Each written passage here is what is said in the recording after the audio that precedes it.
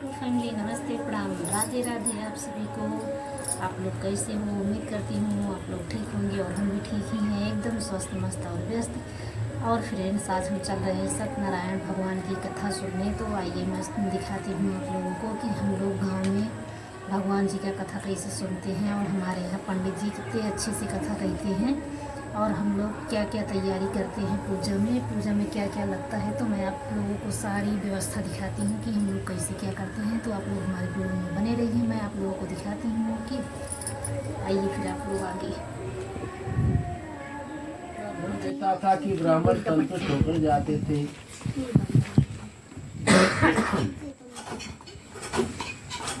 कमल के समान मुखवाली की धर्म पत्नी शीला एवं विनय सौंदर्य गुणों से संपन्न तत्परायण थी। राजा एक दिन अपने धर्म पत्नी के साथ भद्रशिला नदी के किनारे श्री सत्यनारायण भगवान का व्रत कर रही थी। उसी समय व्यापार के लिए अनेक प्रकार के पुष्प धनराज से संपन्न साधु नाम का एक बनिया आया और भद्रशिला नदी के किनारे नाव को खड़ी करके राजा के समीप जा गया और राजा को व्रत करता हुआ देखकर विनय पूर्वक पूछता है कि साधु, हे राजन, आप भक्ति चित्त से क्या कर रहे हैं? कृपा कर बतलाइए, समय मैं सुनना चाहते हैं। राजा बोले, हैं साधु, पुत्रार्थ की प्राप्ति की कामना से अपने बंधु बंधुओं के साथ अतुल तेजमान भगवान विष्णु का व्रता पूजन कर रहा हूँ। राजा की वचन सुनकर साधु आदर पूर्वक कहा, राजन, विषय में आप मुझे सब कुछ विस्तार से बतलाइए। मैं आपकी कथा के अनुसार व्रत का पूजन करूंगा, इससे अवश्य संतान प्राप्त होगी। ऐसा विचार कर व्यापार से निवृत्त होकर आनंद पूर्वक अपने घर आया। अपनी स्त्री से संतान प्राप्त करने वाले सतव्रत को विस्तार पूर्वक कहा, जब संतान होगी तब उसको करूँगा। इसी प्रकार साधु ने अपनी लीलावती से कहा। एक दिन उसकी लीलावती नाम की पत्नी सती राधे पद के साथ आनंदित ऋतुकालीन धर्मचरण में प्रवृत्त हुए। भगवान श्री सत्यनारायण की कृपा से वह गर्भवती 10वें महीने से कन्या उत्पन्न हुई। में शुक्ल पक्ष चंद्रमा की भाग दिन प्रतिदिन बढ़ने लगी। कन्या का कलावती नाम रखा गया। के बाद एक दिन लीलावती ने अपने स्वामी के मीठे वचन में साधु बनिया को श्राप दे दिया। एक दिन एक चोर राजा चंकेत ने उस धन को चुराकर वहीं आया जहाँ दोनों बनिया स्थिर थे। वे अपने पीछे दौड़ते हुए दूत को देखकर भयभीत धन छोड़कर शीघ्र वहीं छिप गए। इसके बाद राजा के दूत वहां गए जहाँ साधु बनिया था। वह राजा के धन को देखकर दूत लोग उन दोनों बड़े पुत्रों को बांधकर लेकर आए और हर्षपूर्वक दौड़ते हुए राजा से बोले, हे प्रभु, हम दो चोर पकड़ लाए, इनके लिए क्या आज्ञा है? राजा बोले, इन दोनों को दृढ़ता पूर्वक बांध कर बिना विचार किए हुए कारागार में डाल दो। भगवान सतदेव की माया के कारण दोनों की बात भी नहीं सुनी और राजा चंद ने उन दोनों का धन भी ले लिया। उन भगवान के श्राप से बनिया के घर में स्थित वो अत्यंत दुख प्राप्त हुआ। उसके घर में जो सारा का धन था चुरा लिया। लीलावती शारीरिक तथा मानसिक पीड़ाओं से भूख और प्यास से दुखी होकर अन्न की चिंता में दर दर घूमने लगी। कलावती कन्या भी भोजन आदि के लिए इधर घूमने लगी। एक दिन भूख से पीड़ित होकर कलावती कन्या ब्राह्मण के घर गई। वहां जाकर उसने देखा श्री सत्यनारायण भगवान का व्रत का पूजन हो रहा था। बैठकर कथा सुनी और भगवान से वरदान मांगा। तदनंतर प्रसाद ग्रहण करके कुछ रात होने पर घर वापस आई। माता लीलावती ने कलावती कन्या से प्रेम पूर्वक पूछ रही है कि हे पुत्री, रात में तुम कहाँ रुक गई थी? तुम्हारे मन में क्या है? कलावती कन्या ने तुरंत माता से कहा कि माँ, मैंने एक ब्राह्मण के घर मनोज प्रदान करने वाले व्रत को देखा। कन्या की उस बात को सुनकर बनिया की स्त्री व्रत करने को तैयार हुई और प्रसन्न मन से उस आदमी ने अपने बंधुओं के साथ भगवान श्री सत्यनारायण स्वामी का व्रत किया। इस प्रकार प्रार्थना की। कहा, भगवान, आप हमारे पति और दिमाग को जो अपराध हो गया वो क्षमा करें और दोनों अपने घर शीघ्र आ जाए। इस व्रत से भगवान सत्यनारायण पुनः संतुष्ट हो गए। उन्होंने निश्चय चंद को प्रणाम करके अपने पूर्व वृत्तांत का स्मरण करते हुए भय से व्याकुल होते। तब राजा ने निर्षेध प्रातः काल दोनों बड़े पुत्रों को कहा, छोड़ दो और जो उनका धन ले लिया उसे वापस कर दो। तब राजा से सपनों में ऐसा कहकर भगवान सत्यनारायण अंतर ध्यान हो जाते हैं। इसके नाम पर प्रातः काल राजा ने अपने सभासदों के साथ सभा में बैठकर सपना लोगों को बताया। कहा कि दोनों बंदी पुत्रों को सीधे मुख कर दो।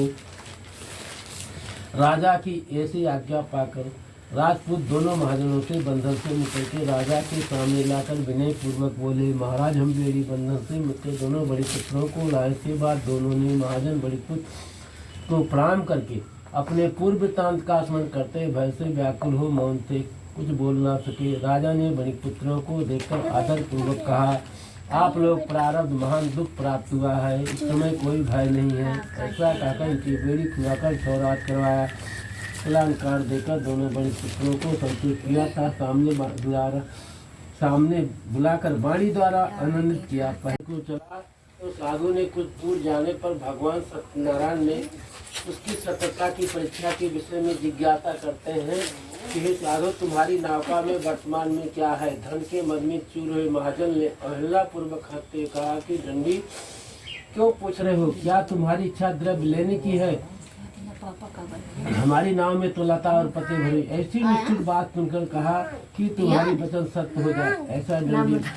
ऐसा कहकर दंडी सन्यासी का रूप धारण किए भगवान कुछ दूर जाकर समुद्र के निकट बैठ गए।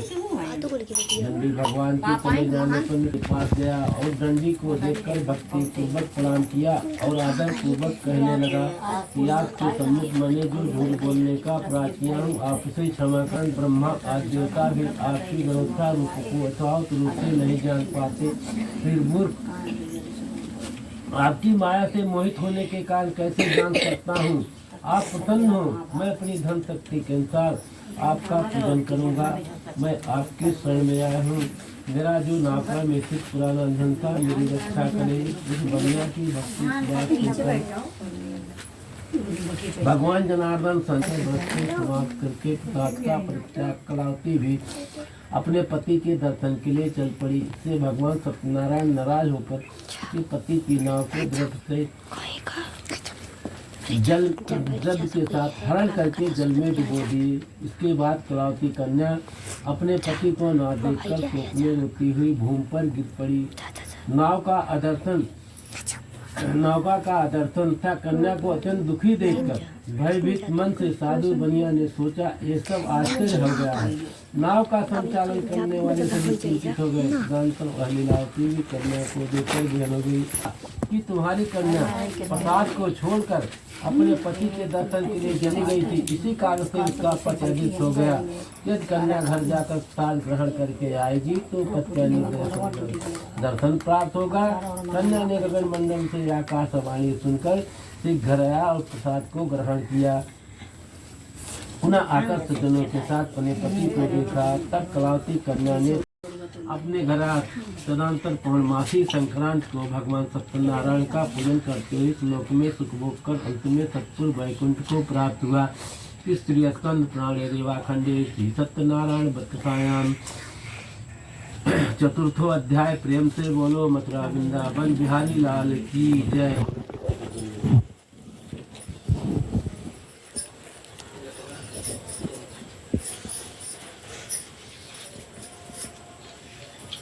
ओम भूर्भुवः स्वः तत्सवितुर्वरेण्यं भर्गो देवस्य धीमहि धियो न प्रचोदयात् स्वाहा। ओम भू स्वाहा। ओम भुवः स्वाहा। ओम अग्ने नमः स्वाहा। कुल देवता भ्यो नमः स्वाहा। ग्राम देवता भ्यो नमः स्वाहा।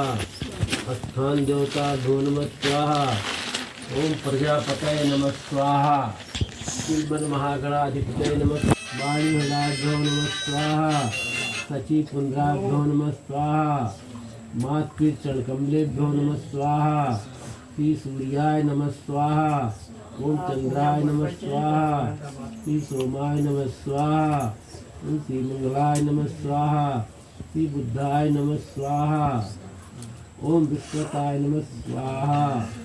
श्री शुक्राय नमः स्वाहा। शुक्राय भो नमः स्वाहा। ओम श्री दुर्गा देवी नमः स्वाहा। श्री दुर्गा देवी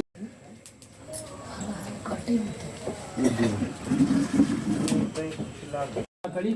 चंद चूड़ा राजा जिनकी विपत है वैश्य मन पाव श्रद्धा तद्दीनो तो फल भोग प्रब्धि अच्युत कीना भाव भक्ति के कारण चिन चिन रूप धर श्रद्धा तान किनको कास्त्र ग्वाल बाल तंग राजा मन में भक्ति करी मन वंचित फल दीन दयाल